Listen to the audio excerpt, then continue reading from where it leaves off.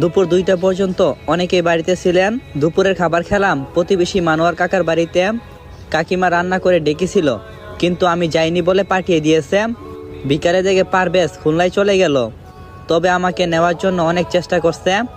পারভেজ বলছিল, তুই এখানে থাকলে কিন্তু অনেক বিপদে পড়বি লিমন, তার চেয়ে বরং খুলনা শহরে চল, তাড়াতাড়ি চল সেখানে গেলে তুই নিরাপদে থাকতে পারবি। আর তোকে যেখানে আঙ্কেল আসতে নিষেধ করছে, তুই কেন এখানে থাকবি দোস? নিজের জীবনের বিপদ ডেকে আনিস না, চল বন্ধু আমার সঙ্গে। আমি বললাম, এই রহস্যের শেষ দেখে ছাড়বো আমি পারভেজ। কারা আমার বাবা মাকে এই দুনিয়া ছাড়া করছে তা না জানা আগ পর্যন্ত আমি কখনো শান্তিতে থাকতে পারবো না পারভেজ। পারভেজ বলল, তুই বরং সাজু ভাইয়ের সাহায্য নিতে পারিস। তোর মনে আছে সাজু ভাইয়ের কথা? আমি বললাম, হ্যাঁ মনে আছে, কিন্তু তিনি কি আসবেন আমার বাবা মায়ের খুনের রহস্য বের করতে? আমাকে কে বা কারা খুন করতে চায় সে রহস্যর উন্মোচন কি করতে পারবে সাজু ভাই?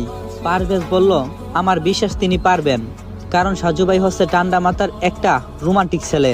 সকলের সঙ্গে কত সুন্দর মিল, তাই না?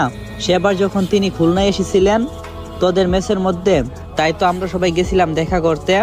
তহিদ বলল, সাজু ভাই, সজীব ভাই, শফিক ভাই ও রকি ভাই, ওরা সবাই যে রুমে থাকতো আমরা এখন সেই রুমেই থাকি।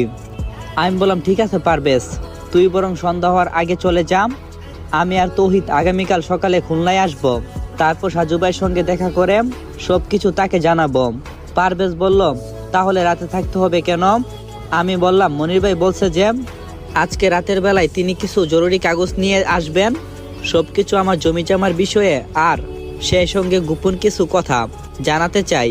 পারভেজ বলল, তাহলে এখন কেন বলতে পারছে না? দিনের বেলা কি সমস্যা? আমরা যে বিপদের মধ্যে আছি সে কি জানে না?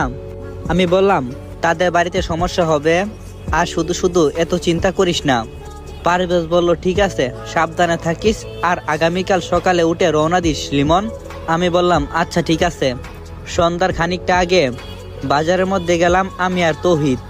কিছুক্ষণ দাঁড়িয়ে থাকার পর একদম কর্নারের হোটেলের মালিক শাহজাহান কাকা আমাকে ডাকলেন।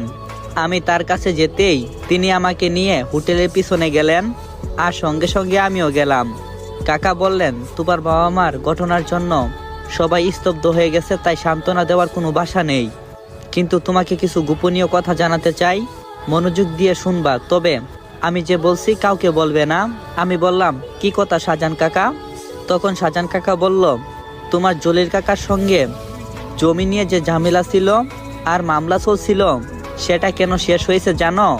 আমি বললাম, না তো। শাহজাহান কাকা বলল, তোমার বাবা জলিল মিয়াকে ওই জমির জন্য টাকা দিয়েছে নতুন করে